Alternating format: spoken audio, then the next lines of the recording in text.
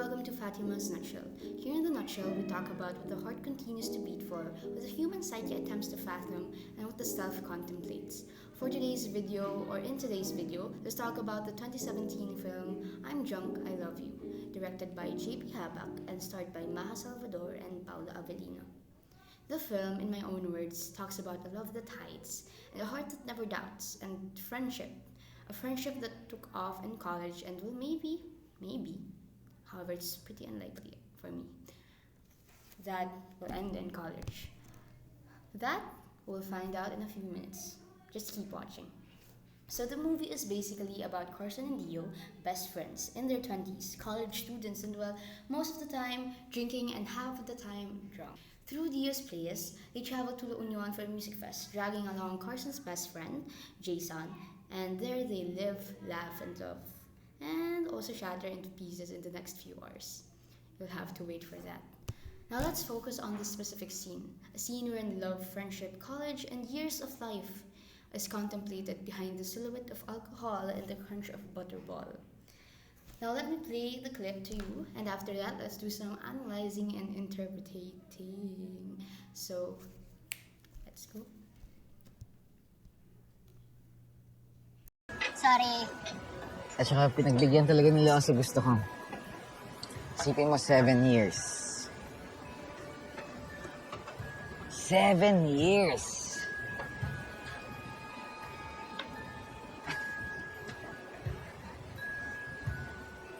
Seven years.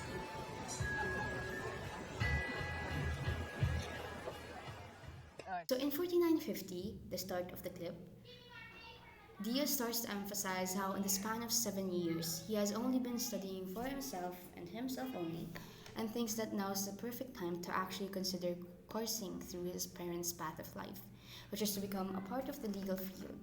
7 years, he realizes. He emphasizes 7 years. 7 years of film.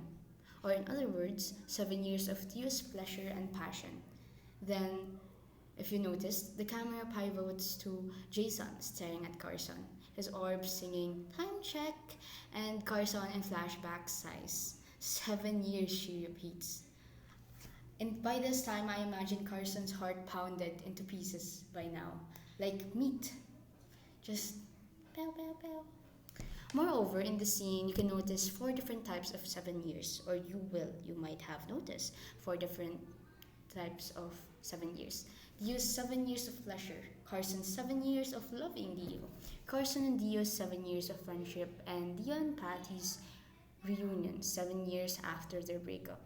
As for Jason, maybe 7 years of something not disclosed and watching Carson get whipped for Dio. Now let's move on to the timestamp 5049. Here you'll notice how the camera is focused on Patty, but doesn't necessarily leave Carson out. Although blurry, it still manages to emphasize how Carson tries to show interest in Patty's dialogue. Next timestamp 5132. Carson fidgets, smizing. In this scene, all I can think of was Carson's heart shattering and an echo of an early line of hers. Expectorant ka pa rin. It means that you're still expecting for something, for a certain someone, something to happen. Or to go the way you wanted it to, you expected it to. Forward to 5201, Dio comes back and Patty, with an H, asks for a butterball, a clever representation of how the roles have switched, or maybe they never even did. And one more thing, if you noticed, the camera stays behind Dio's back, in between Patty and Carson, framing them in one place. From here, something struck me. A love triangle, 2 different people in love with the same person. And just a quick, quirky moment.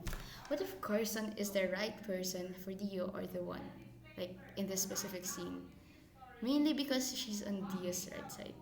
Yes. Oops. Time check.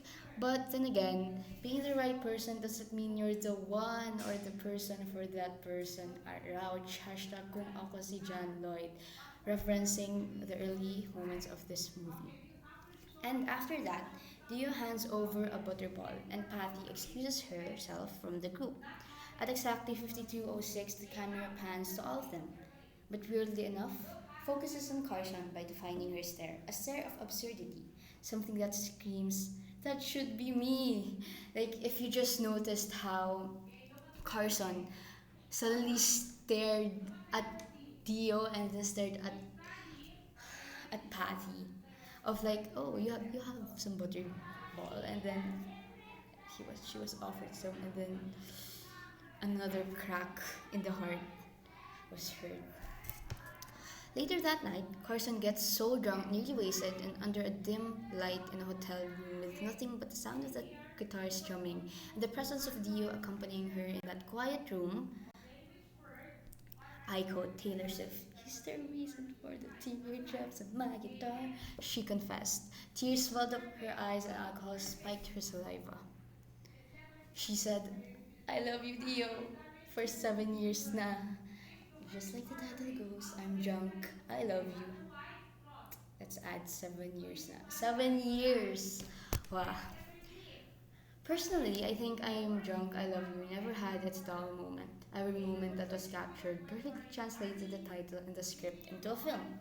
The camera felt like it wasn't even there, even if obviously it was and it should. But that's not the point. It pans to the most ordinary scene and keeps you waiting, just to find out that that was it. Reality.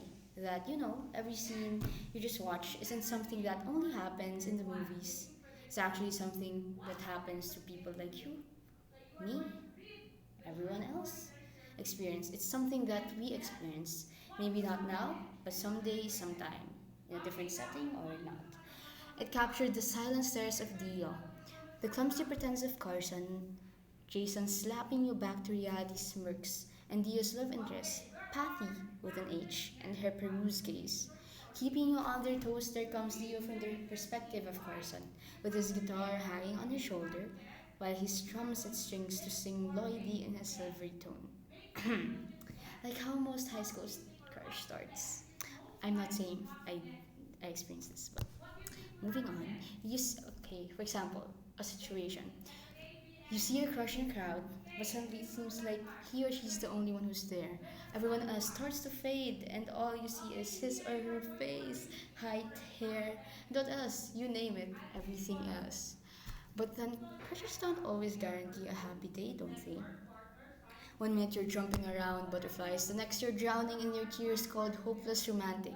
Time check.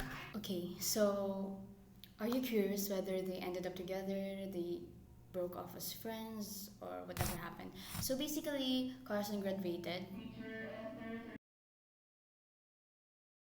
So basically, just continue if you've watched the movie. I mean, you're here, so basically, you're already spoiled. But okay, so they didn't end up together. Not as, not. It wasn't. Well, even if they did, or even if they were, they should have had, or they will, or it was planned. It didn't. It wasn't included in the movie, or yeah. So we're excluding that part. It's just that they didn't broke off as friends, and at the same day, Carson graduated from college. She also graduated from Dio. And weirdly enough, the irony is that even after confessing, they still ended up being friends. And the funny thing is that after that, they're just in that balcony. Even if Carson has a special place in Dio's heart, it will never be as a lover, but maybe as someone special, but not as a lover, or maybe not yet. But what I noticed is that Dio values and sees Carson as someone special, but there's just something that's holding him back to take it to the next level, or maybe he never thought of it because a friend is a friend, and maybe that one. Yeah, okay, it's getting too lengthy. Ending is that they didn't break off as friends and they didn't end up together, but she did confess and they hanged out even after the graduation celebration. So yep, and that's where the movie ends. And here we end today's nutshell session. To summarize, I'm Drunk, I Love You, directed by J.P. Habak and starred by Maha Salvador and Paulo Avellino, is a story about a hidden love for 7 years towards a best friend. Spending time in La Union, a series of confessions, realizations, and regrets emerge. Furthermore, the camera and the acting of the characters played a big role in reading through the minds of the writers, the director, and the actors. is all for today. Bye. You are now out of Fatima's Nutshell.